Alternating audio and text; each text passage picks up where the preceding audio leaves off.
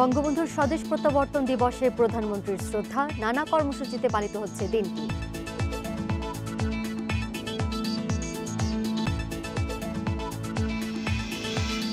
গার্মেন্টসে নির্ধারিত মজুরি নিশ্চিতে আজও শ্রমিকদের বিক্ষোভ, সচিবালয়ে ত্রিপক্ষীয় বৈঠক।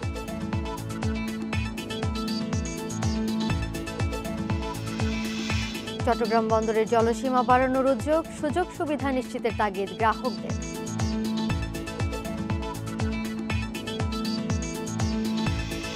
রাখাইনে আবার সেনা অভিযানের শঙ্কায় রোহিঙ্গারা, বিদ্রোহী ঘাঁটির দাবি প্রত্যাখ্যান ঢাকার।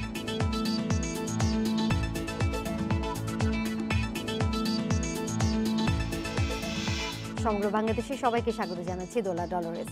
শিরোনামগুলি বলছিলাম, এবারে চলে যাচ্ছি পুরো খবরে। জাতির পিতা বঙ্গবন্ধু শেখ মুজিবুর রহমানের স্বদেশ প্রত্যাবর্তন দিবস উপলক্ষে তার প্রতিকৃতিতে ফুল দিয়ে শ্রদ্ধা জানিয়েছেন প্রধানমন্ত্রী শেখ হাসিনা। নতুন মন্ত্রিপরিষদ ও আওয়ামী লীগ এবং বিভিন্ন রাজনৈতিক ও সামাজিক সাংস্কৃতিক সংগঠনের নেতাকর্মীরাও শ্রদ্ধা জানিয়েছেন। পরে আওয়ামী লীগ সাধারণ সম্পাদক বলেন, আন্দোলন ও নির্বাচন সব ক্ষেত্রেই ঐক্যফ্রন্টকে প্রত্যাখ্যান করেছে দেশবাসী। টানা তৃতীয় মেয়াদে সরকার গঠনের পর বঙ্গবন্ধু স্বদেশ প্রত্যাবর্তন দিবসের ভোরে জাতির পিতার প্রতি শ্রদ্ধা জানান প্রধানমন্ত্রী শেখ হাসিনা। নীরবে দাঁড়িয়ে স্মরণ করেন স্বাধীনতার মহানায়ককে। পরে দলের কেন্দ্রীয় নেতা ও মন্ত্রিপরিষদের সদস্যদের নিয়ে ফুল দেন আওয়ামী লীগ সভাপতি। এ ধরনের কর্মসূচিতে কখনো দেখা যায় না এমন অনেককে দেখা গেল মন্ত্রিত্ব থেকে বাদ পড়ার পর। পরে আওয়ামী লীগ সাধারণ সম্পাদক বলেন, বঙ্গবন্ধুর আদর্শ অনুযায়ী সবসময় মাটি ও মানুষের জন্য কাজ করে আওয়ামী লীগ। আমরা বঙ্গবন্ধুর সততা ও সাহসের যে দৃষ্টান্ত, সততা সাহসের আদর্শকে আমরা ধারণ করব এবং আমাদের শপথ হবে আমরা মাটির কাছে থাকব, মানুষের কাছে থাকব, মানুষের কাজে থাকব এবং জনস্বার্থে কাজ করে যাব। তারা বঙ্গবন্ধুর পক্ষে, বঙ্গবন্ধুর স্বাধীনতা চাননি একথা যাদের নেতারা বলেন, তারা বঙ্গবন্ধুর প্রতি তাদের বিন্দুমাত্র কোনো শ্রদ্ধা আছে এটা আমরা মনে করি না, মনে করার কোনো কারণও নেই। এটা আমরা এক্সপেক্ট করি না তাদের কাছ থেকে, আর জনগণ তাদের প্রত্যাখ্যান করেছে। শ্রদ্ধা নিবেদন শেষে বঙ্গবন্ধু ভবনের ভেতর বেশ কিছু সময় অবস্থান করেন প্রধানমন্ত্রী। পরে আওয়ামী লীগের বিভিন্ন সহযোগী সংগঠন ও সামাজিক সাংস্কৃতিক সংগঠনের পক্ষ থেকে বঙ্গবন্ধুর প্রতিকৃতিতে ফুলেল শ্রদ্ধা জানানো হয়। অনিমেষ কর, ইন্ডিপেন্ডেন্ট নিউজ, ঢাকা। পাকিস্তানে 9 মাসের বন্দি দশা থেকে মুক্তি পেয়ে 1972 সালের আজকের দিনে স্বাধীন সার্বভৌম বাংলাদেশের মাটিতে পা রাখেন বাঙালির স্বাধীনতা সংগ্রামের মহানায়ক জাতির পিতা বঙ্গবন্ধু শেখ মুজিবুর রহমান। দেশ স্বাধীন হলেও যার আহ্বানে সাড়া দিয়ে মুক্তিযুদ্ধে ঝাঁপিয়ে পড়েছিলেন মুক্তিযোদ্ধারা, সেই অবিসংবাদিত নেতা ছিলেন পাকিস্তানের কারাগারে অন্তরীণ। স্বাধীনতা এলেও নেতার অনুপস্থিতিতে অপূর্ণতা ছিল বিজয়ের গৌরব উদযাপনে। প্রত্যাবর্তন স্বদেশে বীরের বেশে, জাতির মহানায়ক হয়ে প্রিয় জনগণের মাঝে আবার অনুপ্রেরণার উৎস তিনি। স্বাধীন বাংলায় পা ফেলেন 1972 সালের এই দিনে। সেই 10ই জানুয়ারি ঢাকা পরিণত হয়েছিল যেন এক মানব সাগরে। অন্ধকার থেকে আলোর পথে যাত্রা, স্বদেশ প্রত্যাবর্তনের ক্ষণটিকে এভাবেই মূল্যায়ন করেন জাতির পিতা Bangabandhu Sheikh Mujibur Rahman. I go back now to free, independent, sovereign Bangladesh. 71-এর 16ই ডিসেম্বর বিজয় অর্জনের 24 দিন পর পাকিস্তানে বন্দিদশা থেকে 8ই জানুয়ারি মুক্ত হন জাতির পিতা। 290 দিন পাকিস্তানের কারাগারে মৃত্যু যন্ত্রণা শেষে লন্ডন, দিল্লি হয়ে স্বদেশে প্রত্যাবর্তন সর্বকালের সর্বশ্রেষ্ঠ বাঙালি। লন্ডন এবং দিল্লি দুই জায়গাতেই বঙ্গবন্ধুকে দেয়া হয় বীরোচিত সংবর্ধনা। আমি পশ্চিম পাকিস্তানের অন্ধকার ছেলের মধ্যে বন্দী ছিলাম 2 দিন আগেও। শ্রীমতী গান্ধী আমার জন্য দুনিয়ার এমন জায়গা নাই যেখানে চেষ্টা করেন নাই আমাকে রক্ষা করার জন্য। ঢাকা বিমানবন্দর থেকে সরাসরি সোহরাওয়ার্দী উদ্যানে আসেন স্বাধীনতার স্থপতি। আবেগ জড়িত বজ্রকণ্ঠে আরেকবার জাগিয়ে তোলেন গোটা জাতিকে। আমার বাংলাদেশ আজ স্বাধীন হয়েছে, আমার জীবনের স্বাদ আজ পূর্ণ হয়েছে, আমার বাংলা মানুষ আজ মুক্ত হয়েছে। যুদ্ধবিধ্বস্ত দেশ গঠনে জাতিকে নির্দেশনা দেন স্বাধীনতার স্থপতি। জীবন বাজি রেখে স্বাধীনতা সংগ্রামে ঝাঁপিয়ে পড়া বাঙালির ভালোবাসার ঋণ রক্ত দিয়ে হলেও শোধ করার অঙ্গীকার করেন বঙ্গবন্ধু। আমি বলেছিলাম আমার মৃত্যু আসে থাকে যদি আমি হাসতে হাসতে যাব, আমার বাঙালি জাতকে অপমান করে যাব না, তোমাদের কাছে ক্ষমা চাইব না, এবং যাবার সময় বলে যাব জয় বাংলা, স্বাধীন বাংলা, বাঙালি আমার জাতি, বাংলা আমার ভাষা, বাংলার মাটি আমার স্থান। ৭১-এর ২৫শে মার্চ কাল রাতে বঙ্গবন্ধুকে ধানমন্ডির বাসা থেকে গ্রেপ্তার করে হানাদাররা। মুক্তিযুদ্ধের পুরোটা সময় তাকে বন্দী রাখা হয় পাকিস্তানের অন্ধকার কারাগারে। ৯ মাস পর তার স্বদেশ প্রত্যাবর্তনে পূর্ণতা পায় বাঙালির স্বাধীনতা। অনিমেষ কর, ইন্ডিপেন্ডেন্ট নিউজ, ঢাকা। দেশজুড়ে নানা কর্মসূচির মধ্য দিয়ে পালিত হচ্ছে জাতির জনক বঙ্গবন্ধু শেখ মুজিবুর রহমানের স্বদেশ প্রত্যাবর্তন দিবস। দোয়া মাহফিল, আলোচনা সভা ও শোভাযাত্রার মতো কর্মসূচিতে অংশ নেয় বিভিন্ন রাজনৈতিক ও সামাজিক সাংস্কৃতিক সংগঠনের নেতাকর্মীরা। সিলেটে দিবসটি উপলক্ষে আলোচনা সভা করে জেলা ও মহানগর আওয়ামী লীগ। নগরীর সোবহানি ঘাট দলীয় কার্যালয়ে অনুষ্ঠিত আলোচনা সভায় বক্তারা বলেন, মুক্তিযুদ্ধে দেশ স্বাধীন হলেও জাতির পিতার দেশে ফিরে আসার মধ্য দিয়েই বাঙালির বিজয় পূর্ণতা লাভ করে। এদিকে রাজশাহীতে বঙ্গবন্ধু সহ জাতীয় ৪ নেতার প্রতিকৃতিতে শ্রদ্ধা জানান আওয়ামী লীগ নেতাকর্মীরা। টুঙ্গিপাড়ায় জাতির পিতার সমাধিতে শ্রদ্ধা জানান সর্বস্তরের জনতা। আনন্দ শোভাযাত্রা বের করে উপজেলা আওয়ামী লীগ ও সহযোগী সংগঠনগুলো। পরে বঙ্গবন্ধু ও তার পরিবারের নিহত সদস্যদের রুহের মাগফিরাত কামনা করে বিশেষ মোনাজাত অনুষ্ঠিত হয়। এছাড়া নানা কর্মসূচির মধ্যে দিয়ে নড়াইল, নাটোর, মাগুরা, গাইবান্ধা, টাঙ্গাইল, কুমিল্লা ও ঝিনাইদহে বঙ্গবন্ধুর স্বদেশ প্রত্যাবর্তন দিবস পালিত হচ্ছে।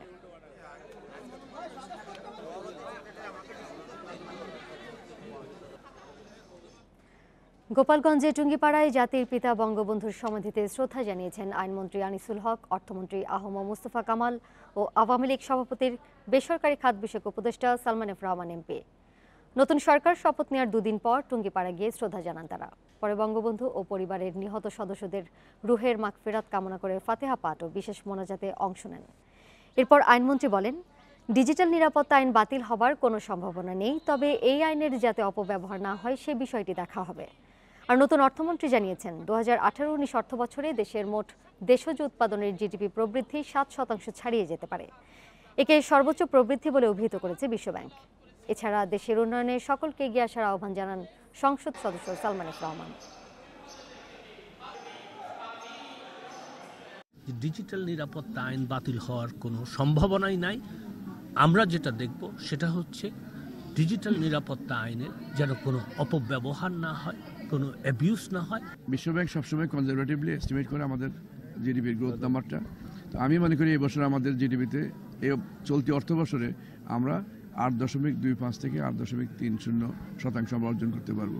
জননেত্রী শেখ হাসিনা যেভাবে দেশটাকে এগিয়ে নিয়ে এসছেন, ভবিষ্যতেও আমাদের নতুন সরকার, নতুন সংসদ আমাদের যারা এসছে, আমরাও ইনশাল্লাহ উনি যেভাবে দেশটাকে এগিয়ে নিয়ে যাচ্ছেন, আগামীতে আমরা আরও অনেক আমাদের উন্নয়ন হবে দেশে, আর দেশটা অনেক এগিয়ে যাবে। নতুন সরকারের শুরুতেই সড়ক ও পরিবহন ব্যবস্থায় শৃঙ্খলা আনতে মন্ত্রণালয় কঠোর হবে বলে জানিয়েছেন সড়ক পরিবহন ও সেতুমন্ত্রী ওবায়দুল কাদের। দুপুরে সচিবালয় সংবাদ সম্মেলনে তিনি এই কথা জানান। রাজধানীর যানজট কমাতে শিগগিরই কাজ শুরু হবে বলেও জানান ওবায়দুল কাদের। শৃঙ্খলা ফিরিয়ে আনা, পরিবহনে শৃঙ্খলা ফিরিয়ে আনা, এই দুটি বিষয় আমার প্রধান অগ্রাধিকার। শৃঙ্খলা না থাকলে বড় বড় প্রজেক্ট করে তোলা। দুর্নীতিগ্রস্ত সরকারি কর্মকর্তাদের কর্মকাণ্ড কোনোভাবেই বরদাস্ত করা হবে না বলে হুঁশিয়ারি দিয়েছেন স্থানীয় সরকার মন্ত্রী তাজুল ইসলাম। সকালে রাজধানীর আগারগাঁওয়ে এলজিআরইডি ভবন পরিদর্শনের সময় তিনি এই হুঁশিয়ারি দেন। দায়িত্ব গ্রহণের তৃতীয় দিন এলজিআরইডি ভবনে কর্মকর্তাদের সাথে কথা বলেন স্থানীয় সরকার মন্ত্রী তাজুল ইসলাম। এ সময় সরকারের বিভিন্ন প্রকল্পের অগ্রগতির খোঁজ খবর নেন তিনি। পরে সাংবাদিকদের প্রশ্নের জবাবে স্থানীয় সরকার মন্ত্রী বলেন, দুর্নীতির বিরুদ্ধে সরকারের অবস্থান জিরো টলারেন্স। দুর্নীতির কারণে কোনো সরকারি প্রকল্প যেন বাধাগ্রস্ত না হয় সেদিকে কঠোর নজরদারির তাগিদ দেন তাজুল ইসলাম। গ্রামে শহরের সুবিধা পৌঁছে দিতে উন্নত দেশের গ্রামীণ জীবন সম্বন্ধে তথ্য আহরণ করা হবে বলেও জানান তিনি। দুর্নীতি উন্নয়নের একটা বড় মাপের প্রতিবদ্ধক, কারণ তাতে সার্ভিস হ্যাম্পার করে। এবং অন টাইম গো হেড প্রোগ্রামগুলোকে ক্ষতিগ্রস্ত করে। সো দ্যাট আমরা এই বিষয়ে জিরো টলারেন্সের পাশাপাশি আমরা নজরদারিতে রাখবো, যাতে নাকি কোনো অবস্থাতে দুর্নীতির কারণে আমাদের কোনো প্রকল্প ক্ষতিগ্রস্ত না হয় এবং দুর্নীতিগ্রস্ত কর্মকর্তাদেরকে কোনো অবস্থাতে বরদাস্ত করা হবে না। শিক্ষক শিক্ষার্থী ও অভিভাবকদের সহযোগিতায় পরীক্ষার প্রশ্ন ফাঁস রোধ সম্ভব বলে মনে করেন শিক্ষামন্ত্রী ডক্টর দীপমণি। চাঁদপুরে আজ এক অনুষ্ঠানে তিনি শিক্ষায় আগামীর চ্যালেঞ্জ মোকাবিলায় সবার সহযোগিতা চান। চাঁদপুর মেডিকেল কলেজের প্রথম বর্ষের শিক্ষার্থীদের পরিচিতি অনুষ্ঠানে শিক্ষামন্ত্রী বলেন, অতীতে প্রশ্নপত্র ফাঁসের ঘটনায় জড়িতদের বিরুদ্ধে কঠোর আইনি ব্যবস্থা নেওয়া হবে, যাতে আগামীতে কেউ প্রশ্ন ফাঁসের মতো অপতৎপরতায় লিপ্ত হতে সাহস না পায়। এছাড়া প্রশ্ন ফাঁস রোধে শিক্ষার্থী ও অভিভাবকদের আরও সচেতন হওয়ার আহ্বান জানান তিনি। দীপমণি আরও বলেন, গত 10 বছরে শিক্ষাক্ষেত্রে অনেক সাফল্য অর্জন হয়েছে। এখন নতুন চ্যালেঞ্জগুলো মোকাবেলায় কাজ করবে শিক্ষা মন্ত্রণালয়। যত বেশি চাহিদা থাকবে তত বেশি সেটি বের করার জন্য যারা অসৎ উপায় অবলম্বন করে তারা সেই ফাঁকগুলোকে খুঁজে নিয়ে আরও বেশি বের করবার চেষ্টা করবে। শিক্ষক, অভিভাবক এবং শিক্ষার্থীরা তারাও যদি যে না, আমরা কোনোভাবেই এ ধরনের কোনো প্রশ্নপত্র কোথাও আমরা কারো কাছ থেকে চাইবো না। নির্বাচনী ইশতেহার বাস্তবায়ন করাই সরকারের প্রথম কাজ হবে বলে জানিয়েছেন নৌ পরিবহন প্রতিমন্ত্রী খালিদ মাহমুদ চৌধুরী। সকালে সচিবালয়ে মন্ত্রণালয়ের কর্মকর্তা কর্মচারীদের সঙ্গে মতবিনিময়কালে তিনি এই কথা বলেন। এ সময় প্রতিশ্রুতি বাস্তবায়নে সবার সহযোগিতা চান তিনি। মাননীয় প্রধানমন্ত্রী নেতৃত্ব দিচ্ছেন মন্ত্রিপরিষদের। মন্ত্রিপরিষদ যে সিদ্ধান্ত নেবে সেটাই আমাদের বাস্তবায়ন করতে হবে এবং আমাদের বাংলাদেশ আওয়ামী লীগের নির্বাচনী ইশতেহারে আমরা সুস্পষ্টভাবে উল্লেখ করেছি এই মন্ত্রণালয় আমরা কি করতে চাই, সেগুলোকে বাস্তবায়ন করাই আমাদের লক্ষ্য। ভোট কারচুপি ও অনিয়মের আশঙ্কায় 27 জানুয়ারি অনুষ্ঠিতব্য গাইবান্ধা 3 আসনের সংসদ নির্বাচন থেকে মনোনয়নপত্র প্রত্যাহার করে নিয়েছেন বিএনপির প্রার্থী মইনুল হাসান সাদিক। দুপুরে শহরের সার্কুলার রোডের জেলা বিএনপি কার্যালয়ে এক সংবাদ সম্মেলনে তিনি এই ঘোষণা দেন। লিখিত বক্তব্যে জেলা বিএনপির সভাপতি মইনুল হাসান সাদিক দাবি করেন, নির্বাচনের ফল পূর্ব নির্ধারিত, রেজাল্ট শিট তৈরি আছে, তাই পাতানোর নির্বাচনে অংশ নিয়ে নেতাকর্মীদের আরও মামলা, হামলা, নিপীড়ন, নির্যাতনে ফেলতে চান না তিনি। কেন্দ্রীয় বিএনপির সিদ্ধান্ত নিয়েই নির্বাচন বর্জন করছেন বলেও জানান তিনি। জাতীয় ঐক্যফ্রন্টের প্রার্থী জাতীয় পার্টি কাজী জাফরের ভারপ্রাপ্ত চেয়ারম্যান ডক্টর TIM ফজলে রাব্বি চৌধুরী মারা যাওয়ায় 30 ডিসেম্বর এই আসনে নির্বাচন স্থগিত করে নির্বাচন কমিশন।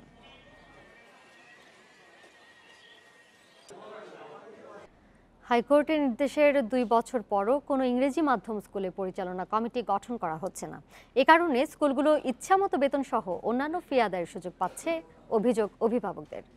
শিক্ষা মন্ত্রণালয় বলছে এই সংক্রান্ত নীতিমালা তৈরি হচ্ছে শিগগিরই। 3 মাসের মধ্যে ইংরেজি মাধ্যম স্কুলে ম্যানেজিং কমিটি গঠনের জন্য হাইকোর্ট নির্দেশনা দেয় 2017 সালের মে মাসে। কমিটিতে অভিভাবক প্রতিনিধি রাখা সহ কিছু শর্ত পালন বাধ্যতামূলক করা হয়। অথচ ইংরেজি মাধ্যমের একটি স্কুলও এই নির্দেশনা মানেনি বলে আছে অভিযোগ। এছাড়া ইচ্ছামতো বেতন, ফি, জরিমানা সহ জবরদস্তিমূলক অর্থ আদায়ের অভিযোগ করেন অভিভাবকরা। এই জরিমানা সেই জরিমানা এগুলো তো বাড়তি বলতে এতই বেড়ে যাচ্ছে যে স্কুলের রেজাল্ট কার্ড না নিলেও গার্ডিয়ানকে জরিমানা করা হচ্ছে। প্রতি বছর ইংলিশ মিডিয়াম স্কুলে শিক্ষার্থীর সংখ্যা বাড়লেও এর কোনো নিয়ন্ত্রণ নেই সরকারের হাতে। শিক্ষা সংশ্লিষ্টরা বলছেন, এগুলো নিয়ন্ত্রণে প্রয়োজন দ্রুত একটি সুনির্দিষ্ট নীতিমালা তৈরি, সেই সাথে দরকার সরকারের কঠোর নজরদারি। শিক্ষা মন্ত্রণালয় বলছে, কয়েক দফা নির্দেশ দিলেও কোনো স্কুলই তা আমলে নেয়নি। এ অবস্থায় ম্যানেজিং কমিটি গঠন, ভর্তি ফি নির্ধারণ সহ বিভিন্ন বিষয় নিয়ে একটি নীতিমালার খসড়া চূড়ান্ত হয়েছে। অল্প কিছু দিনের মধ্যেই এটি আমরা মন্ত্রণালয়ে প্রেরণ করব এবং এটি আইনি রূপ পাবে। এই বিদেশি কারিকুলামের সাথে আমাদের দেশীয় কি শিক্ষা তারা দিবে এই বিষয়টি সেখানে অন্তর্ভুক্ত থাকবে। তাদের ম্যানেজিং কমিটি বা গভর্নিং বডি কিভাবে তৈরি হবে সেটি সেখানে থাকবে। আর স্কুল কর্তৃপক্ষ বলছে তারাও চায় নীতিমালা, তবে সেটি চূড়ান্ত করতে হবে আলোচনার মাধ্যমে। সবাই যে উচ্চবিত্ত শ্রেণীর না, নিম্নমধ্যবিত্ত শ্রেণীর, পেশাজীবী শ্রেণীর, সেইটাও উপলব্ধিতে আনতে হবে। এনে এই সেক্টরটাকে কিভাবে আপনার প্রণোদনা দেওয়া যায়, কিভাবে এই সেক্টরটাকে আরও সামনে এগিয়ে নেওয়া যায়। সারা দেশে নিবন্ধিত ইংরেজি মাধ্যম স্কুলের সংখ্যা প্রায় 350। এর বাইরে নিবন্ধন ছাড়াও অনেক স্কুল কার্যক্রম চালাচ্ছে। নূরে আলম, ইন্ডিপেন্ডেন্ট নিউজ, ঢাকা। সরকার নির্ধারিত নিম্নতম বেতন কাঠামো বাস্তবায়ন এবং বেতন ভাতা বাড়ানোর দাবিতে রাজধানীর কালশী এবং শেওড়াপাড়ায় সড়ক অবরোধ করে বিক্ষোভ করেছেন পোশাক শ্রমিকরা। কালশীর 22তলা ভবনের সামনে অবস্থান নিয়ে সকালে বিক্ষোভ করেন তারা। এদিকে শেওড়াপাড়ায় সড়কের এক পাশ আটকে বিক্ষোভ করেছেন দুটি পোশাক কারখানার শ্রমিকরা। তাদের অভিযোগ, সরকার নতুন বেতন কাঠামো নির্ধারণ করলেও মালিকপক্ষ তা বাস্তবায়ন করছে না। এদিকে শ্রমিক বিক্ষোভের কারণে ব্যাহত হয় যান চলাচল। এতে বিপাকে পড়েন মিরপুর সড়কের যাত্রীরা। যানজটের কারণে অনেকে পায়ে হেঁটে বিভিন্ন গন্তব্যে রওনা দেন। পরিস্থিতি নিয়ন্ত্রণে পুরো এলাকায় মোতায়েন ছিল বাড়তি পুলিশ। এদিকে পোশাক কারখানায় সরকার ঘোষিত ন্যূনতম বেতন কাঠামো বাস্তবায়নের দাবিতে টানা ৫ম দিন চলছে শ্রমিক বিক্ষোভ। গাজীপুরের ভোগড়া, চান্দনা চৌরাস্তা এবং বড়বাড়ি এলাকায় দুপুরে শ্রমিকদের একটি অংশ বিভিন্ন কারখানায় হামলা এবং ভাঙচুর চালায়। পরে ঢাকা ময়মনসিংহ মহাসড়ক অবরোধের চেষ্টা করলে পুলিশ টিয়ার শেল ছুড়ে তাদের ছত্রভঙ্গ করে দেয়। পরিস্থিতি নিয়ন্ত্রণে কারখানা এলাকায় পুলিশ মোতায়েন করা হয়েছে, বন্ধ করা হয়েছে 15টি কারখানা। এর আগে সকালে সাভারের আশুলিয়াতেও বিক্ষোভ করেছেন শ্রমিকরা। টঙ্গী আশুলিয়া ইপিজেড সড়কে আগুন জ্বালিয়ে রাস্তা অবরোধের চেষ্টা করলে পুলিশ তাদের ছত্রভঙ্গ করে দেয়। এ সময় পুলিশ ও শ্রমিকদের মধ্যে ধাওয়া পাল্টা ধাওয়া হয়। পরে আশুলিয়া শিল্পাঞ্চলের অন্তত 10টি কারখানায় সাধারণ ছুটি ঘোষণা করেছে কর্তৃপক্ষ।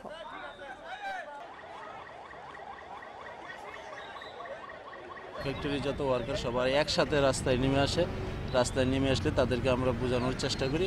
অনেক সময় বোঝানোর পরেও তারা ইট পাটকেল মারার পরে এক পর্যায়ে আমরা তাদেরকে রাস্তা থেকে সরিয়ে দিয়ে এই মহাসড়ক ক্লিয়ার করতে সক্ষম হই। এ নিয়ে আরও জানাতে সাভার থেকে যোগ দিয়েছেন সহকর্মী রুবেল আহমেদ। রুবেল, আশুলিয়া শিল্পাঞ্চলের সবশেষ পরিস্থিতি এই মুহূর্তে কেমন দেখছেন? শ্রমিক বিক্ষোভের কারণে স্থানীয়রা কি ধরনের সমস্যায় পড়ছেন? আইন শৃঙ্খলা নিয়ন্ত্রণে কি ধরনের বাড়তি ব্যবস্থা নেওয়া হয়েছে?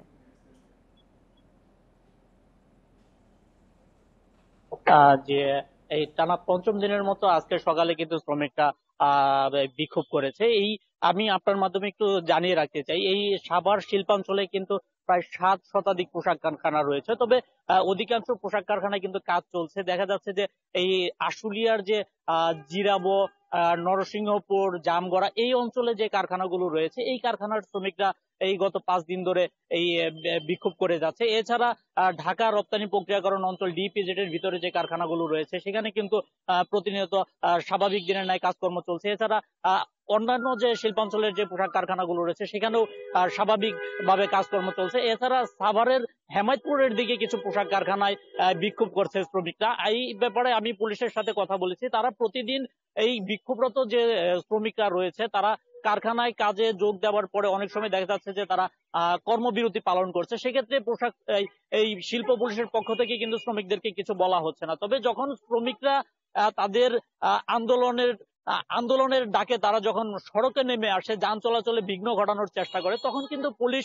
চেষ্টা করে যে প্রাথমিকভাবে শ্রমিকদেরকে বুঝিয়ে সরিয়ে দেওয়ার জন্য। কিন্তু যখন শ্রমিকরা পুলিশের উপরে উত্তেজিত হয়ে ওঠে তখন কিন্তু এক পর্যায়ে পুলিশ বাধ্য হয়ে তাদেরকে ছত্রভঙ্গ করে দিতে টিয়ার শেল বা রাবার বুলেট ছুড়তে নিক্ষেপ হয়। এই শ্রমিকদের কারণে ঢাকা, আরিচা এবং টঙ্গী আসলে পিজের সড়কে যারা চলাচল করে ঢাকামুখী যানবাহনে কিন্তু এই 5 দিন ধরে কিন্তু যানবাহন চলাচলে বিঘ্ন হচ্ছে। স্থানীয়রা স্বাভাবিকভাবে যে এক স্থান থেকে অন্য স্থানে যাবে তাদের কিন্তু যাতায়াতে সমস্যা হচ্ছে। তবে শিল্প পুলিশ চেষ্টা করে যাচ্ছে যে এই পরিস্থিতি খুব শীঘ্রই স্বাভাবিক হয়ে আসবে বলে তারা আমাদেরকে জানিয়েছেন।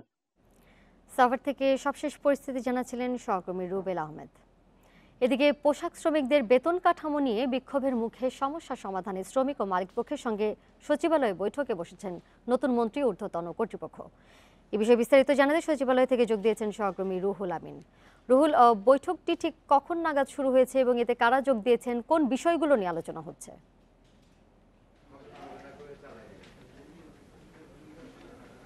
বৈঠকটি এই মাত্রই শুরু হয়েছে। আপনি জানেন যে 3টায় বৈঠক শুরু হওয়ার কথা ছিল এবং এই বৈঠকে মালিক পক্ষ, শ্রমিক প্রতিনিধি এবং সরকারের প্রতিনিধি উপস্থিত থাকার কথা।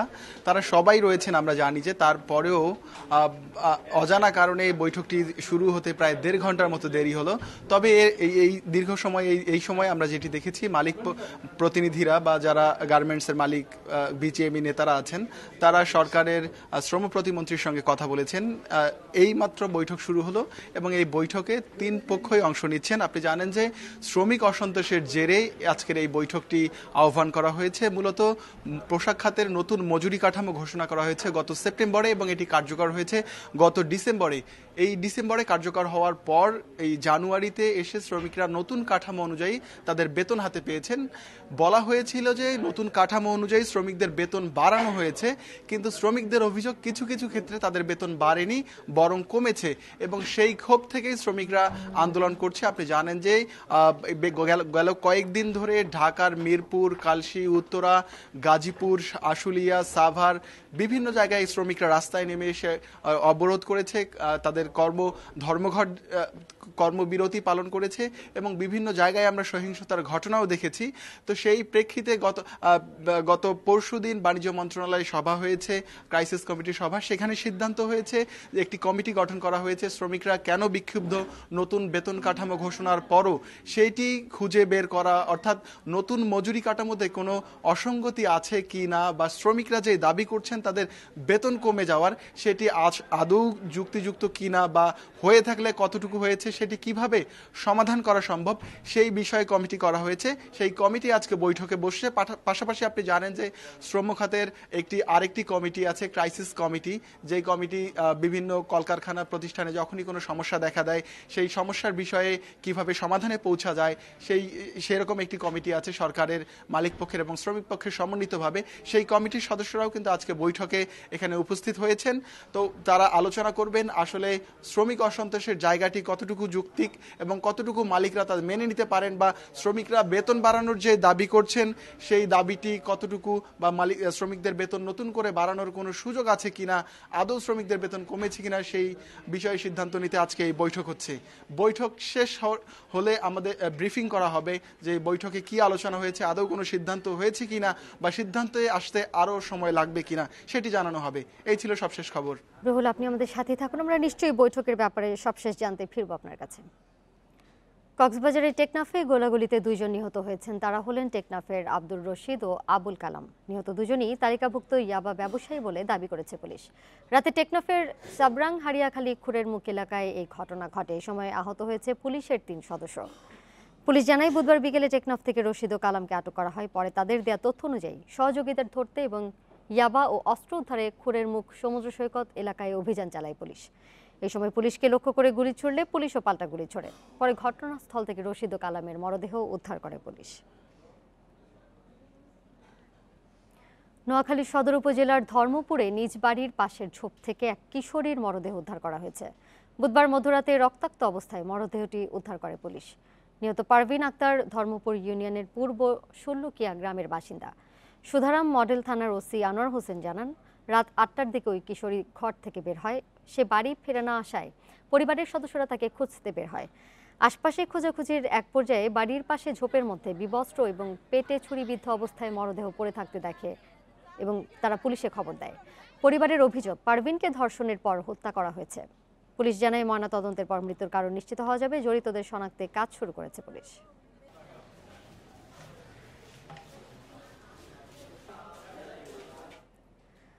সাতক্ষীরায় গৃহবধূ হত্যায় তার স্বামী সবুর মোল্লাকে মৃত্যুদণ্ড দিয়েছে আদালত। সকালে জেলা ও দায়রা জজ সাদিকুল ইসলাম এ রায় ঘোষণা করেন। সাতক্ষীরা জজ আদালতের পাবলিক প্রসিকিউটর তপন কুমার চক্রবর্তী জানান, বিয়ের পর থেকেই চাকরিজীবী স্ত্রী রোমেসা খাতুনের বেতনের টাকার জন্য তাকে মারধর করতেন সবুর। এ নিয়ে তাদের মধ্যে বিভিন্ন সময় ঝগড়া হতো। এরই জেরে 2012 সালের 20 আগস্ট স্ত্রী রোমেসাকে শ্বাসরোধে হত্যা করে সবুর।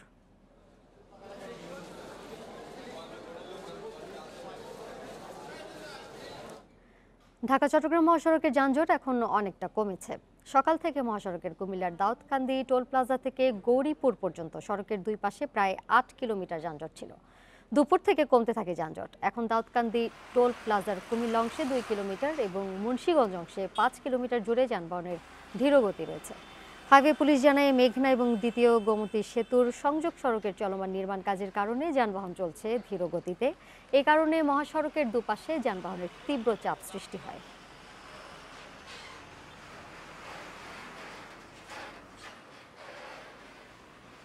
এ বিষয়ে আরও জানাতে কুমিল্লা থেকে যোগ দিয়েছেন সহকর্মী তানভীর খন্দকার। তানভীর, বর্তমানে মহাসড়কে গাড়ি চলাচল কিরকম দেখছেন এবং যানজট বিষয়ে পুলিশ কি বলছে? আর এখন আমি কিন্তু মহাসড়কে আছি। আপনি দেখতে পাচ্ছেন যে আমার পেছনে যান চলাচলে একেবারেই স্বাভাবিক রয়েছে, যেটি কিন্তু সকালবেলা কিন্তু যানজটের তীব্রতা ছিল। মহাসড়কে কোনো যানবাহন ঠিক মতো চলতে পারছিল না। কাল রাত থেকেই কিন্তু কুমিল্লার দাউদকান্দি এবং মুন্সিগঞ্জের মেঘনা সেতুতে এই যানজটের তৈরি হয়, যেটি কিনা মুন্সিগঞ্জের ভবের চর, ভাটের চর সহ কুমিল্লার গৌরীপুর পর্যন্ত বিস্তৃত হয়। সেখানে কিন্তু প্রায় গতকাল রাতে 30 কিলোমিটারেরও বেশি যানজট ছিল, যেটি আজ দুপুরের পর থেকে কমতে শুরু করেছে। এখন দাউদকান্দি টোল প্লাজার কুমিল্লা অংশে 1 থেকে 2 কিলোমিটার যানজট এবং মুন্সিগঞ্জের অংশে 4 থেকে 5 কিলোমিটার যানজট আছে বলে আমাদেরকে পুলিশ জানিয়েছে। হাইওয়ে পুলিশের সুপার নজরুল ইসলামের সাথে আমরা কথা বলেছি। তারা জানিয়েছেন যে সেতু সংযোগ সড়কগুলোর যে নির্মাণ কাজ চলছে, সেখানে এক লাইনে সারিবদ্ধভাবে যানবাহনগুলো চলতে দেওয়ার কারণে এই যানজটের সৃষ্টি হয়েছে। তবে যত তাড়াতাড়ি এই সড়কগুলোর কাজ শেষ হবে, সেখানে কিন্তু আর যানজট তৈরি হবে না। সেখানে অতিরিক্ত হাইওয়ে পুলিশ এবং জেলা পুলিশের সদস্যরা মোতায়েন রয়েছে, তারা যানজট নিরসনে কাজ করছে এবং আজকে রাতের মধ্যে এই যানজট পুরোপুরি নিরসন হবে বলে তিনি আমাদেরকে জানিয়েছেন। তো এই ছিল আমার কাছে মহাসড়কের খবর। কুমিল্লা থেকে জানাচ্ছিলেন সহকর্মী।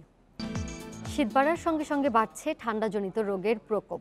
আক্রান্তদের বেশিরভাগই শিশু ও বৃদ্ধ। তবে আতঙ্কিত না হয়ে রোগ মোকাবেলায় যথাযথ পরামর্শ মেনে চলার পরামর্শ চিকিৎসকদের। যশোরে কুয়াশা ও শৈত্যপ্রবাহে বিপর্যস্ত জনজীবন। তাপমাত্রা নেমে যাওয়ায় শিশু ও বৃদ্ধরা আক্রান্ত হচ্ছে ঠান্ডাজনিত নানা রোগে। গত 10 দিনে যশোর জেনারেল হাসপাতালে চিকিৎসা নিয়েছেন 800-রও বেশি রোগী। গত 1 সপ্তাহ ধরে আমার মেয়ের জ্বর, ঠান্ডা, কাশি। তা আমি বাইরের ডাক্তার দেখাচ্ছিলাম, তাতে কাজ হয়নি, নাক দিয়ে রক্ত বেরোচ্ছে। শিশু এবং যারা বৃদ্ধ, অর্থাৎ যাদের রোগ প্রতিরোধ ক্ষমতাটা কম, তো এই দুইটা রোগী আমাদের কাছে বেশি আসতেছে। নিউমোনিয়া, তারপরে আছে অ্যাজমা, এছাড়া আছে যে বুকের ইনফেকশন, সর্দি কাশি। 100 শয্যার লক্ষ্মীপুর জেলা সদর হাসপাতালে প্রতিদিন নিউমোনিয়া ও ডায়রিয়ায় আক্রান্ত হয়ে ভর্তি হচ্ছেন অনেক শিশু। গত 1 সপ্তাহে চিকিৎসা নিয়েছে প্রায় 700 রোগী। শিশু বেড আছে 14টা, আবার ডায়রিয়া ওয়ার্ডও 10টা বেড ছিল আর কি, কিন্তু রোগী ভর্তি ছিল আমার 34 জন এবং বড় ছিল আরও 10 জন আর কি, মোটা হচ্ছে কি 44 জন আর কি। তো দৈনিক আমাদের 40-এর উপরে ডায়রিয়া রোগী ভর্তি থাকতেছে এবং শিশু ওয়ার্ডও 50-এর উপরে শিশু, এবং এদের অধিকাংশ। রংপুর মেডিকেল কলেজ হাসপাতালে প্রতিদিন 50 জনেরও বেশি রোগী ঠান্ডাজনিত রোগ নিয়ে ভর্তি হচ্ছে। হাসপাতালের শিশু ওয়ার্ডগুলোতে 5 বছরের কম বয়সী শিশু রোগীর সংখ্যাই বেশি। কিছুদিন থেকে রংপুর মেডিকেল কলেজ হসপিটালে শিশু এবং বয়স্ক ব্যক্তিরা একটু বেশি ভর্তি হচ্ছে বিভিন্ন ধরনের শ্বাসজনিত রোগ নিয়ে, এবং ছোট ছোট বাচ্চাদের ডায়রিয়া নিয়েও আসছে। ঠান্ডাজনিত রোগবালাই প্রতিরোধে পর্যাপ্ত গরম কাপড় পরা এবং শিশু ও বৃদ্ধদের বাড়তি যত্নের পরামর্শ চিকিৎসকদের। শানিলা সরকার, ইন্ডিপেন্ডেন্ট নিউজ ডেস্ক। শীতের প্রকোপের আরো খবর জানাতে বগুড়া এবং রাজশাহী থেকে যোগ দিয়েছেন সহকর্মীরা। প্রথমেই যাচ্ছি বগুড়ায়, সেখানে রয়েছেন আমাদের উত্তরাঞ্চল প্রধান সহকর্মী হাসিবুর রহমান। হাসিব, উত্তরাঞ্চলে এই মুহূর্তে শীতের তীব্রতা কেমন, আবহাওয়ার পূর্বাভাসে কি বলা হয়েছে এবং ঠান্ডাজনিত রোগের আক্রান্তের হার কেমন সেখানে? আবহাওয়ার পূর্বাভাস কেন্দ্র যে তথ্য দিয়েছে তাতে বলা হয়েছে যে আগামী 1 সপ্তাহের মধ্যে তাপমাত্রা আরও কিছুটা কমবে। ইতিমধ্যেই পর্যবেক্ষণ কেন্দ্রগুলো থেকে যে আমরা তথ্য পেয়েছি, বিশেষ করে আজকে বগুড়ার যে তাপমাত্রা আমরা পেয়েছি তাতে দেখা গেছে 1.1 ডিগ্রি তাপমাত্রা আজ কমেছে, এবং সেখানে গতকাল যেখানে ছিল 12 ডিগ্রি সেলসিয়াসের বেশি, সেখানে আজকে 11 ডিগ্রি সেলসিয়াসের মতো তাপমাত্রা রেকর্ড করা হয়েছে। একইভাবে রাজশাহীতেও তাপমাত্রা কমেছে 1 ডিগ্রি সেলসিয়াসের মতো, এবং সেখানে আজকে 8.2 ডিগ্রি সেলসিয়াস তাপমাত্রা রেকর্ড করা হয়েছে। তবে পঞ্চগড়ে 0.3 ডিগ্রি সেলসিয়াস তাপমাত্রা কমেছে, এবং এর ফলে যেটি দাঁড়িয়েছে আজকে পঞ্চগড়ে তাপমাত্রা রেকর্ড করা হয়েছে 7.9 ডিগ্রি সেলসিয়াস। সব মিলিয়ে বলা যায় যে এখন পর্যন্ত তাপমাত্রা ঠিক এই সময়ে গত বছরের সাথে যদি তুলনা করা যায় তাহলে এখনও বেশ কিছুটা বেশি রয়েছে, তবে তাপমাত্রা ধীরে ধীরে কমছে এমনটাই আমাদের কাছে মনে হয়েছে, এবং আবহাওয়ার যে পর্যবেক্ষণ কেন্দ্রগুলো রয়েছে সেখানকার তথ্যেও একই কথা বলা হয়েছে। একই সাথে তারা আরও যে তথ্য দিয়েছে যে রাজশাহী সহ আরও কিছু এলাকায় এখন পর্যন্ত মৃদু শৈত্যপ্রবাহ রাত্রেবেলা বইছে এবং দিনের বেলায় খুব একটা বেশি বইছে না। তবে পঞ্চগড়ে রাতের তাপমাত্রা বেশ খানিকটা কমে যাচ্ছে, যেটা শৈত্যপ্রবাহ বয়ে যাওয়ার বিষয় সেটিও পঞ্চগড়ে এই অঞ্চলের মধ্যে সবচেয়ে বেশি, এটি আমরা জানতে পেরেছি পর্যবেক্ষণ কেন্দ্রের তথ্য থেকে। একই সাথে তারা বলছে যে আগামী সপ্তাহ থেকে তাপমাত্রা প্রায় প্রত্যেকটা এলাকায় 2 থেকে 3 ডিগ্রি সেলসিয়াস কমতে শুরু করবে এবং কোনো কোনো জায়গায় এটি আরও বেশিটা হবে। আর এর ফলে যেটি হবে যে স্বাস্থ্য খাতের উপর একটা প্রভাব পড়তে পারে, যারা একটু বয়স্ক লোক তাদের নানা ধরনের রোগবালাই দেখা দিতে পারে এমন আশঙ্কার কথাই বলছে স্বাস্থ্য বিভাগের কর্মকর্তারা। সেক্ষেত্রে তারা কিছু ক্ষেত্রে সতর্কতার কথা বলেছে, বিশেষ করে শিশুদেরকে একটু গরম কাপড় পরবার কথা বলেছে, একটু যে উষ্ণ জায়গায় সেখানে বয়স্ক লোক এবং শিশুদের থাকার পরামর্শ দিয়েছে। তবে এখন পর্যন্ত কৃষি খাতে খুব বড় ধরনের বিপর্যয়ের আশঙ্কা করছেন না কৃষি সম্প্রসারণ অধিদপ্তরের কর্মকর্তারা। হাসিবুর, আপনি আমাদের সাথে থাকুন। আমরা যাচ্ছি রাজশাহীর পরিস্থিতি জানতে সহকর্মী মাইনুল হাসানের কাছে। মাইনুল, রাজশাহীতে আজ তাপমাত্রা কেমন এবং শীতজনিত রোগের প্রকোপ কতটা বেড়েছে সেখানে? রাজশাহীতে কিন্তু গত কয়েকদিন ধরেই তাপমাত্রা 10 ডিগ্রি সেলসিয়াসের মধ্যে ওঠানামা করছিল, কিন্তু আজকে রাজশাহীতে সর্বনিম্ন তাপমাত্রা রেকর্ড করা হচ্ছে 8.4 ডিগ্রি সেলসিয়াস। তো আবহাওয়া অধিদপ্তর বলছে যে মূলত জানুয়ারির মাঝামাঝি থেকে যে শৈত্যপ্রবাহ শুরু হওয়ার কথা সেইটিরই পূর্বাভাস হিসাবে যে তাপমাত্রা আজকে কমে যাওয়া, হঠাৎ করে 1.5 থেকে 2 ডিগ্রি সেলসিয়াস কমে যাওয়া, সেটি তারা সেই তীব্র